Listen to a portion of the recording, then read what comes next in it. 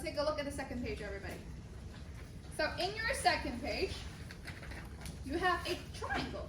First thing, they give you a whole lot of information. So what you gotta do? All you gotta do is the first thing, replace all of the x and y's in z first. So if I set x equal to 2, I'm gonna go ahead and set that this is gonna be 2. It says y is 3, so I'm gonna put 3 right here. And then z is 10, I'm gonna put a 10 right here.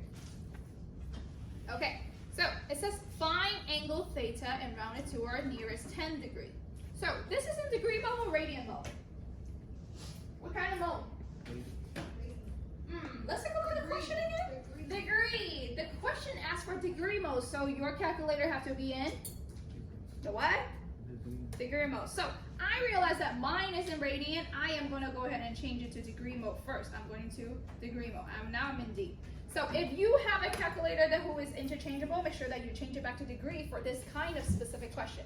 Well, what if I asked you in radian mode then? Then you make sure that your calculator is in radian mode. So whatever they ask you, make sure you change it. That be cool? So again, in your IA, you will need your own calculator because 500 of you of the whole school is taking math exam. There's no way that we can get you more calculator for that. And then in your exam, you're only allowed to get your writing utensil and also calculator. There's nothing else you can bring in there. How long is that? 1 hour. Yeah. So math and science are both 1 hour, and also your ELA and history are 1 hour and a half. Yeah. I'm new for math. Yeah. Math is 10 multiple choice and 5 written answer. Yeah. Multiple choice is simple. If we follow through this paper and you study this paper, none of them is going to be hard. Okay, so stare at this triangle, and then you are looking for angle theta. Does angle theta actually involve in the whole triangle or just partially of the triangle? Partially of the triangle. So where the bigger triangle or the smaller triangle or the top the top triangle? The bottom. The bottom one. So let me go ahead and just like box this whole thing or darken this whole thing. All I care is just this triangle. Now let's take a look. I have a 2, I have a 10, I have an angle theta. Do I have enough information to study for the angle theta? Yes. What was that? The sine, cosine, and tangent. So based on this relationship, when I'm talking about angle theta, that will become my reference angle. That means this is where I'm standing from. So right now, so this moment, everybody draw a person, tiny person right there. So what is a 2 to this tiny person? Opposite. Why? Because you open your eye, you see the 2. So this is your opposite. Go ahead and label opposite. What about the 10? What's the 10 to you? Adjacent. So I'm going to go ahead and write down adjacent. Now, in your exam, you will be not using any of your notes, so make sure that you remember, okay, what is the opposite of our adjacent then? What relationship? Sine, cosine, or tangent? Which one? Tangent. So let's go ahead and write this down. Tangent of theta will be equal to opposite over adjacent. And that will equal to a 2 over a 10. Now, this is how we normally find sine, cosine, and tangent. But the thing is, right now, I have all the ratio, but I'm looking back to find an angle. How? We use the what?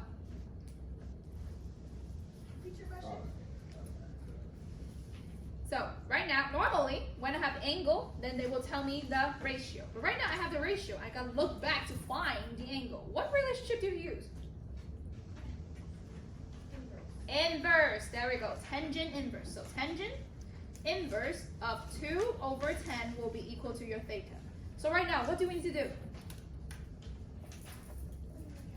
Put in a calculator. So get your calculator. Tangent inverse. Just punch in tangent inverse. So tangent inverse, and then 2 over 10. Don't forget to close your parentheses, hit enter, and make sure that it's in degree mode. So the degree gets you to 11.3. Now that will equal to 11.3099347. That is what it gets so far. I'm definitely sure that there's a bunch of decimal after that. But the question asks you to round it to where? The 10, right? So that means, what is it going to be your degree? Sorry, round it to what? 11.3. Anything missing right there? The degree. Perfect. So the degree and the degree. So don't forget, if it's in radian, you got to put RAD, rad. If you don't have the radian, if this is the angle, the degree for an angle, then you got to go ahead and put the tiny bubble. All right, so far so good? Okay, so let's go ahead and talk about the next one. Right now I have this triangle, I'm looking at the theta. But the thing is, I'm going to go ahead and introduce this to you, and this is definitely going to be in your exam, and I'm going to tell you that this is going to be a skill that you need to know. You got to go ahead and label the big angle and another unknown angle. So let's go ahead and take a look at this one. Please follow this step, everybody. For example, I'm going to call it alpha. I'm going to call this tiny one beta. Whatever name that you want to call it, you can call it X and Y and Z, or maybe 1, 2, 3, whatever that you want to call it. Just give it a name, or M, or N, whatever that is. So I would like to call it alpha beta because it's the thing that I see every day. But the thing is, what is the relationship between the alpha, beta, and the theta? So the two small ones add up to the big one. So I'm going to go ahead and write down alpha equal to beta plus theta. So please write down, everybody. Now let's go ahead and write down all of these numbers inside this picture. Now 5 is right here, and then 6 is right here, and then 12 is right here. Based on what we just did, it's exactly the same thing. From standing perspective, I can actually study for the alpha and the beta, right? So let me go ahead and draw 2 triangles right there. Let me draw a alpha and then draw a beta right here. For the alpha, actually, I have a 11 and a 12. Everybody agree with that? Where's the 11 come from? 5 plus 6, right? Okay, for the beta, I only have a 5 and a 12. Everybody cool with that? Okay, so I'm talking about this in 2 different triangles. Remember just now what I did to find the angles? We're gonna do the what function? What kind of tangent function? The inverse. So same exact thing. Tangent, inverse, and it's opposite over adjacent, right? So it would be 11 over 12 is equal to your alpha.